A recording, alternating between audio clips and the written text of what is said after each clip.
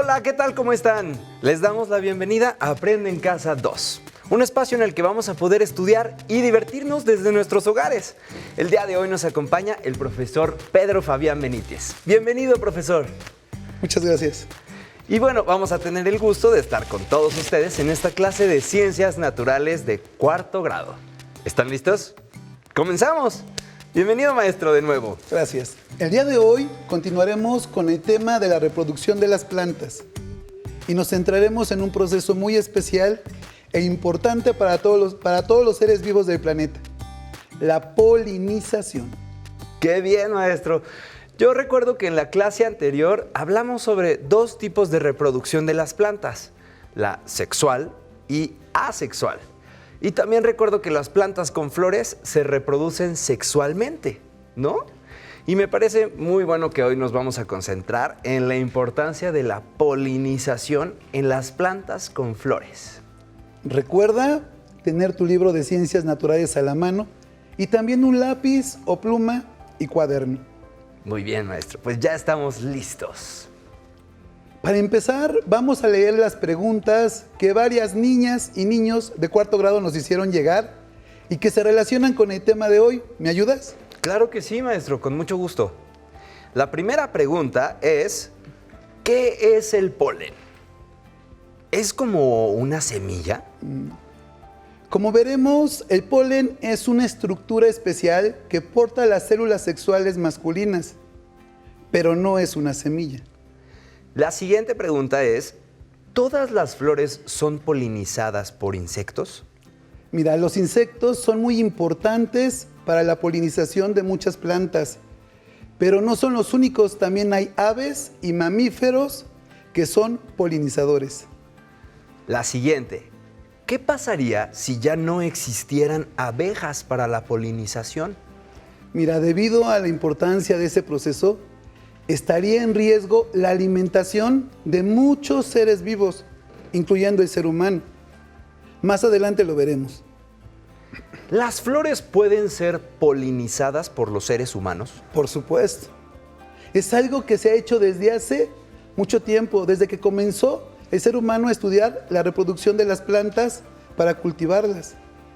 A lo largo del programa seguiremos respondiendo estas preguntas. ¿Qué te parece? Claro que sí, son muy interesantes. Y bueno, yo sé que vamos a profundizar en las respuestas a lo largo del programa, ¿verdad, maestro? Así es. De hecho, me llama mucho la atención la primera pregunta. Me gustaría saber un poco más. ¿Qué es el polen, maestro? Mira, el polen, ese grano de polen es una estructura que porta las células sexuales masculinas. Estas estructuras son muy pequeñas y solo la podemos ver como un polvillo, generalmente amarillo, que se desprende de las anteras de los estambres en las flores con androceo. Pero si viéramos polen en un microscopio, nos daríamos cuenta de que tienen una cubierta con formas muy extrañas y distintivas de cada planta.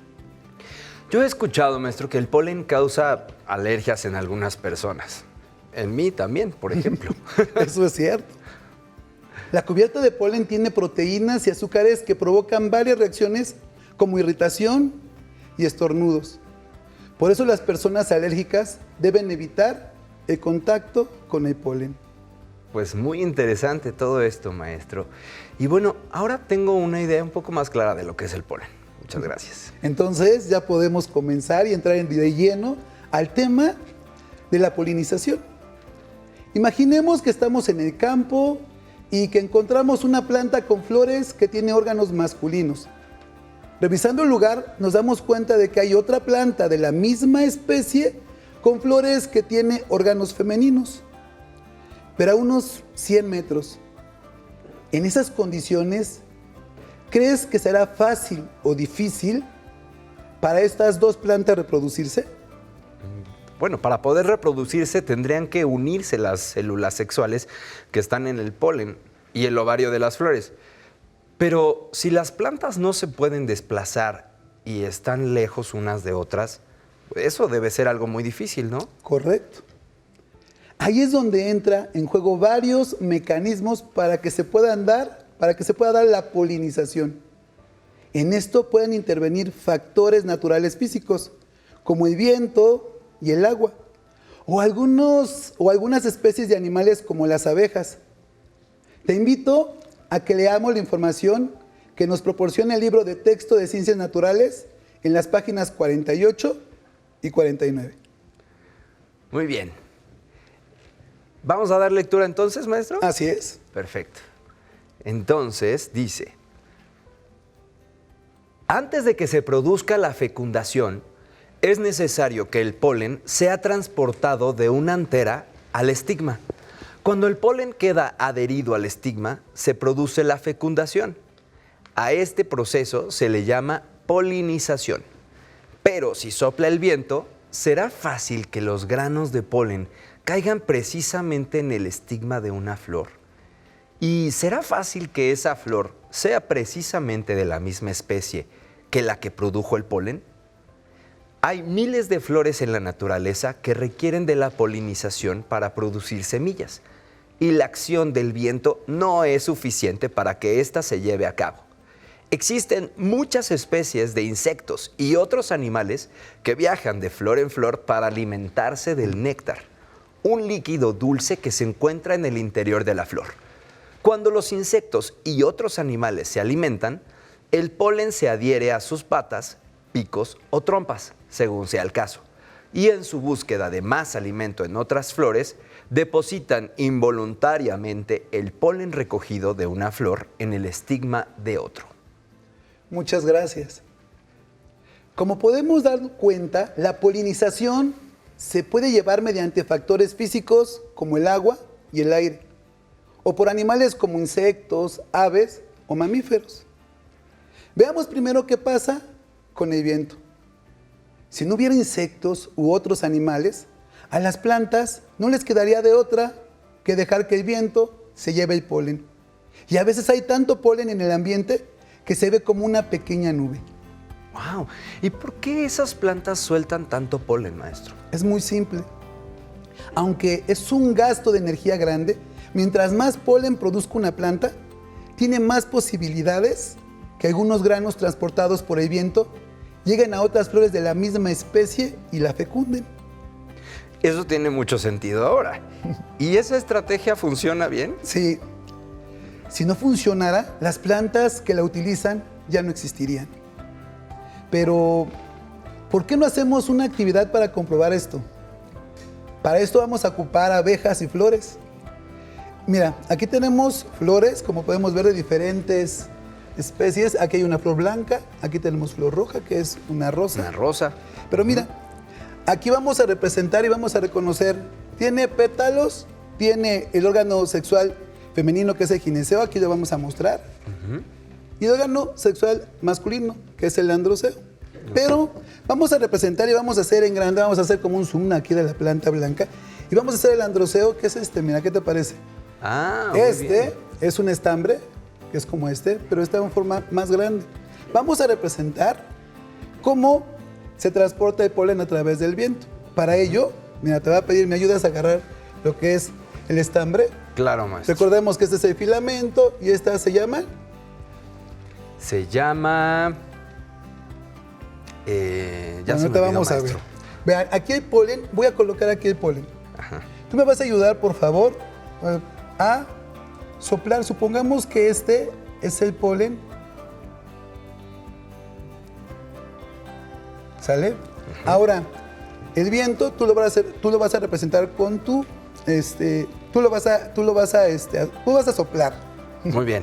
Y vamos a ver, recordemos que este aparato reproductor, que este estambre, pertenece a la flor blanca, no a la flor roja. Okay. Entonces vamos a soplar y vamos a ver en dónde llega ese polen, a la flor blanca o a la flor roja. Muy bien. Entonces...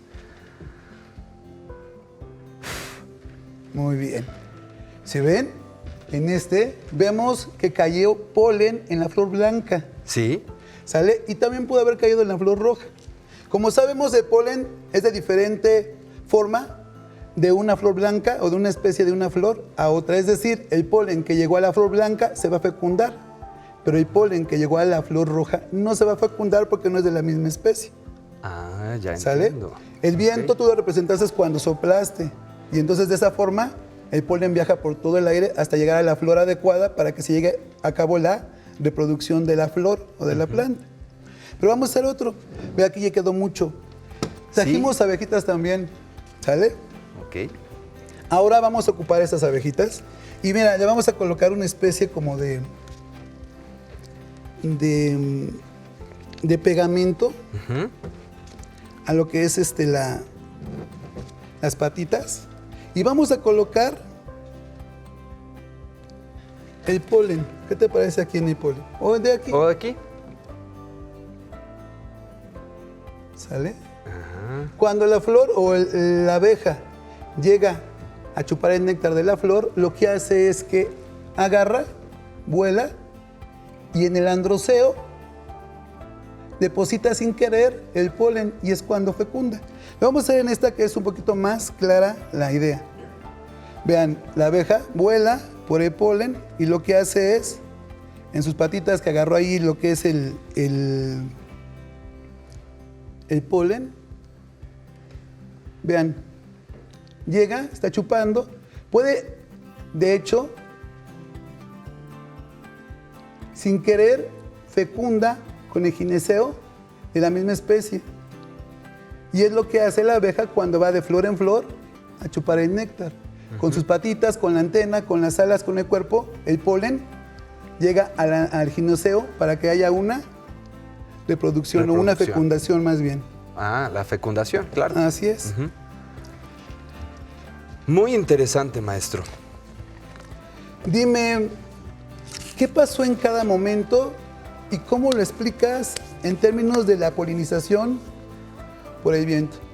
Bueno, cuando soplé la primera vez, la brillantina, que en este caso sería el polen, pues se expandió mucho, ¿no?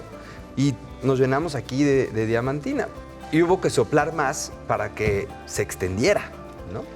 Estas plantas deben producir mucho polen, entonces, para tener más probabilidad de que los estigmas de las flores femeninas lo reciban y sean fecundadas. Así es. Pero recuerden, para que puedan llevarse a cabo el proceso de fecundación, el polen que queda adherido al estigma tiene que ser del mismo tipo de la planta. Es decir, el polen de una rosa no sirve para fecundar a un clavel. Ah, ya me quedó más claro entonces cómo sucede el proceso de polinización por el viento. Pero yo creo que se desperdicia mucho polen, ¿no? Sí. Bueno, pues ahora te propongo esto. Aquí tienes diamantina. No la vamos a mover. Tú vas a agarrar con tus dedos y la vas a colocar directamente aquí al gineceo. Mira, la vamos a poner aquí. ¿Cómo podrías cubrirla? Pues así.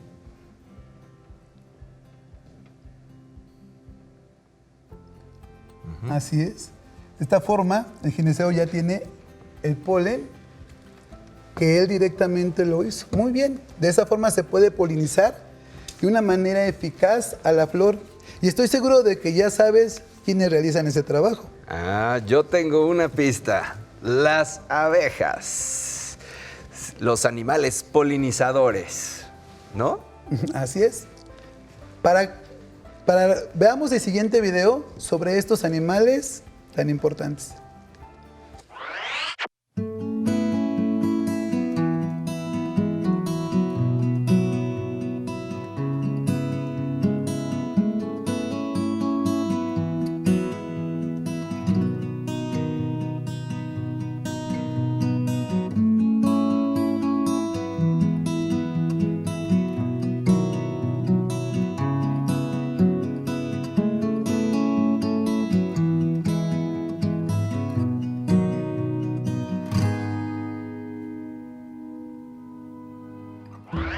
Maestro, qué bonito, yo quiero tener un jardín así.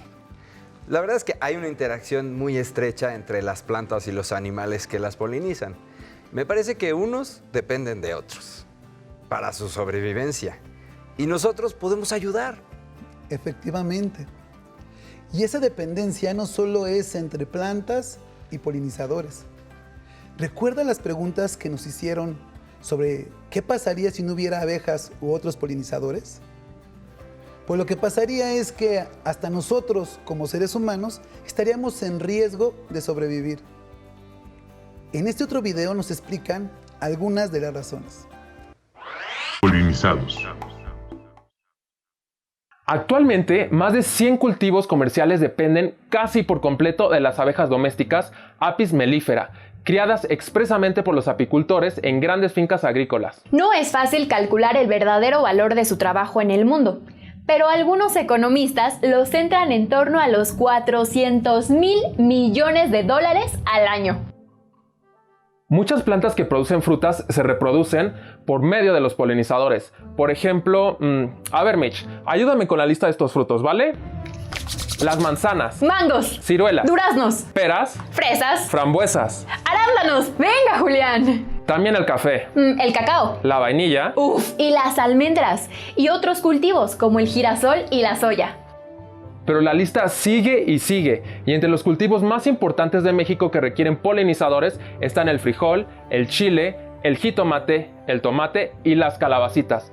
De pensar en todo esto ya hasta me dio hambre otra vez. Sí, y hablando de hambre, ¿no se te antojan unos tacos de bistec? Pues no estaría nada mal, ¿eh? Bueno, pues tampoco habría carne ni lácteos, ya que las vacas se alimentan de alfalfa y de trébol, y a ambas las polinizan las abejas. Y no solo eso, también desaparecería la materia prima de la ropa de fibras naturales, porque las plantas de algodón y lino también necesitan de estos animales. Desaparecería la reproducción sexual de los agaves polinizados por murciélagos, colibríes, aves percheras e insectos. Entre ellos el agave azul, con el que se produce el tequila y otras variedades con las que se elabora el aguamiel, el pulque y el mezcal, además del enequén, con el que se producen fibras. Entonces, no solo nos quedaríamos sin tus tacos, Julián, sino también sin ropa, tequila, mezcal y la deliciosa bebida de los dioses, el pulque. Entonces, así, a grandes rasgos, en México, de las 316 plantas cultivadas, 236 son utilizadas como comestibles, y de ellas se consumen los frutos o semillas de 171, de las cuales el 85% dependen de los polinizadores. Regresamos con nuestra invitada, la doctora Coro Arizmendi. Wow, ya voy aprendiendo cada vez más la importancia de los polinizadores en la reproducción de las plantas con flores y en la vida de muchos animales. Existen diversos animales polinizadores que realizan la función de llevar de una flor a otra el polen, ya sea de día o de noche. A simple vista podría parecernos que eso no es lo más, o que es lo más normal del mundo y que no deberíamos preocuparnos. Sin embargo, los problemas ambientales y diversas acciones de los seres humanos pueden poner en riesgo la existencia de los polinizadores y con ello la sobrevivencia de las plantas que aprovechamos y de las que dependemos para alimentarnos y vestirnos. Veamos algunos de estos problemas. Amenazas. En las últimas décadas hemos visto una dramática disminución de polinizadores. En primer lugar, de la abeja europea, pero no es la única. En el año 2006 fue claro que la abeja Apis mellifera enfrentaba una seria amenaza, ya que en algunos países europeos y en Estados Unidos murieron millones y millones de abejas. Salían a buscar sus flores, pero ya no regresaban jamás a su colmena. Se calcula que el problema fue tan grave que en los Estados Unidos entre una tercera parte y la mitad de las colmenas desaparecieron, y en algunos lugares el porcentaje llegó a 90%. No se sabe exactamente cuál fue la razón de este fenómeno, llamado Síndrome del Despoblamiento de las Colmenas o SDC, pero continúa siendo una amenaza real. Otra de las amenazas para todos los polinizadores ha sido la sustitución de milpas y huertos con una gran variedad de especies de plantas por enormes plantaciones de un solo cultivo, que es justo lo que se hace en la agricultura comercial moderna. Este tipo de agricultura está pasando factura. Muchos especialistas señalan a los agroquímicos como uno de los principales culpables de la desaparición de los polinizadores, o sea, los herbicidas y los plaguicidas. La mala nutrición es otra amenaza, ya que han desaparecido sus principales fuentes de alimento, lo que los debilita, enferma e incluso pueden causarles la muerte. El cambio del uso de suelo también afecta a los polinizadores. Se siguen talando miles de kilómetros cuadrados de ecosistemas naturales cada año. para permitir el crecimiento urbano, la frontera turística y la minería. Otros problemas son simplemente por ignorancia. En fechas recientes, en México, por ejemplo, existe la creencia de que todos los murciélagos transmiten el virus del COVID-19, lo que ha provocado que se maten a miles de murciélagos, afectando la importante labor que cumplen en los distintos ecosistemas. La más grande amenaza es el cambio climático, ya que sus consecuencias afectan de manera directa. Cambio de clima, fenómenos meteorológicos extremos como huracanes, deslaves, inundaciones y sequías. Es increíble, maestro.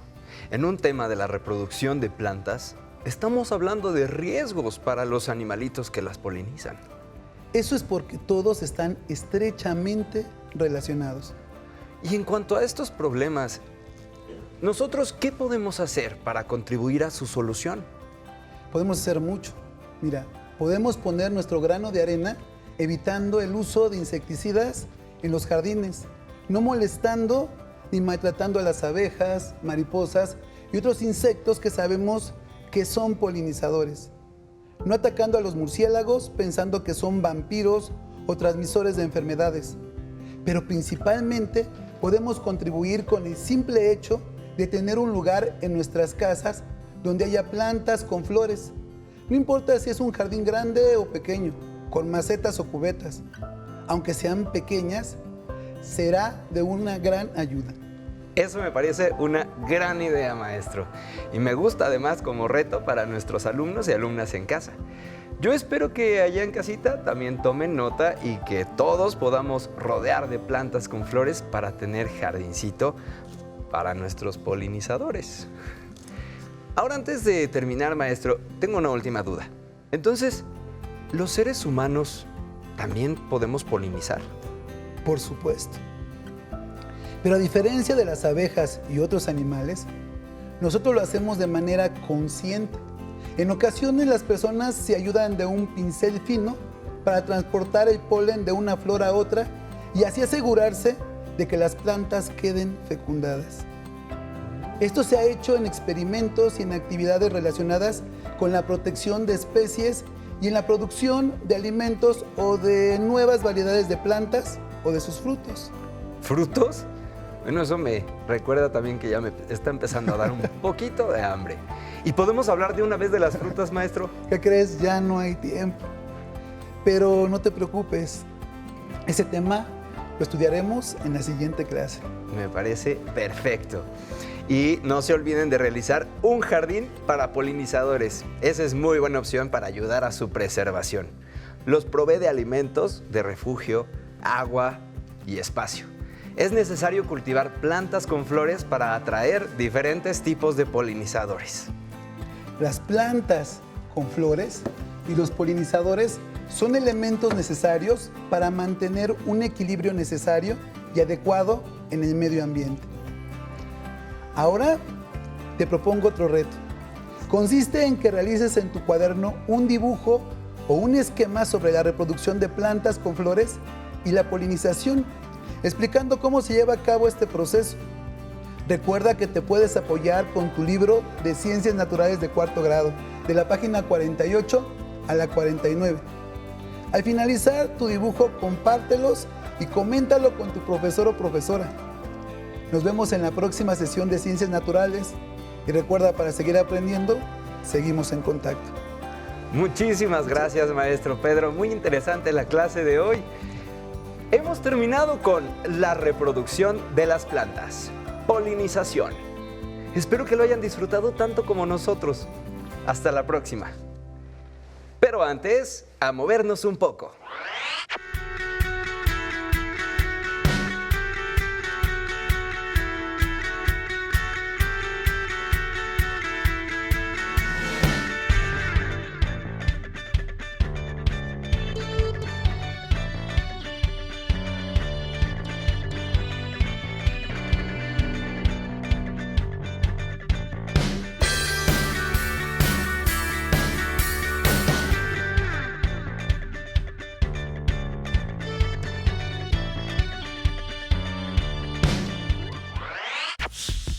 Atención, atención. Información importante. Durante estas semanas tendremos un nuevo espacio en donde aprenderemos a trabajar por proyectos. Ponte atento los martes después de tu clase de educación física y los viernes después de vida saludable. Te divertirás y pondrás en acción tu creatividad.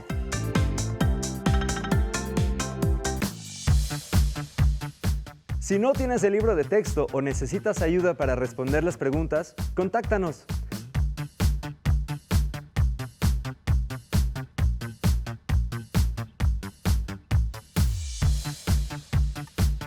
También puedes encontrar los libros de texto en la página conalitec.cep.gov.mx.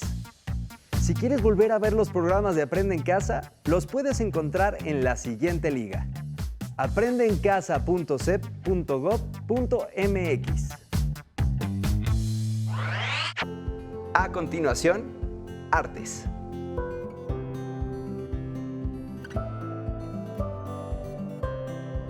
No se muevan de su lugar. Tenemos algo muy importante para ustedes. Acompáñenos.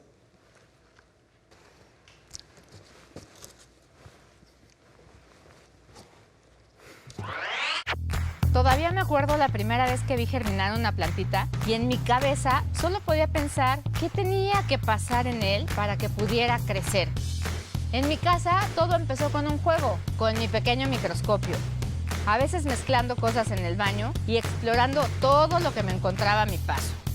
En mi familia no era tan común que alguna mujer estudiara profesionalmente alguna ciencia y nunca faltó el familiar que me dijera: ¿por qué estudias eso? Nadie se va a querer casar contigo. Decidí estudiar ingeniería bioquímica porque me ayudó a entender cómo funcionaban los seres vivos, pero también empezó mi camino para descubrir soluciones que nadie más había encontrado. Hace unos años, innovamos en el mundo de la nanotecnología, creando una nueva molécula capaz de matar virus, ayudando a acabar con una crisis de ébola. La vida te va a poner miles de retos. Está en ti seguir tus sueños, innovar y crear esperanzas y, sobre todo, dejar tu nombre marcado en la historia. Te enseñaremos cómo armar un cubrebocas con ayuda de un adulto. Necesitarás un plumón o una pluma, una playera de algodón que ya no uses, una regla y tijeras. Recuerda que la manipulación de estas debe estar supervisada por un adulto. ¡Empecemos! 1. Estira la playera a lo largo y a lo ancho. 2. Marca con el plumón o la pluma y con ayuda de la regla 10 centímetros de largo, partiendo de abajo hacia arriba. Repite el paso anterior del otro lado de la playera. 3. Traza la línea horizontal entre los dos puntos. 4. Con ayuda de un adulto, corta sobre la línea horizontal que marcaste. Asegúrate de cortar por fuera de la playera. No introduzcas las tijeras en ella. 5. Ahora tenemos un pequeño pedazo de playera. Estira a lo ancho y con ayuda de la regla, mide y marca con el plumón o la pluma de 15 a 18 centímetros de largo de un lado, dejando un margen de 2 centímetros de alto arriba y abajo. 6. Nuevamente pide ayuda a un adulto para recortar las líneas marcadas. ¡Listo! Ya tienes un cubrebocas con 2 pares de cuerdas. Para colocártelo, deberás amarrar las cuerdas sobre tu cabeza y alrededor de tu cuello.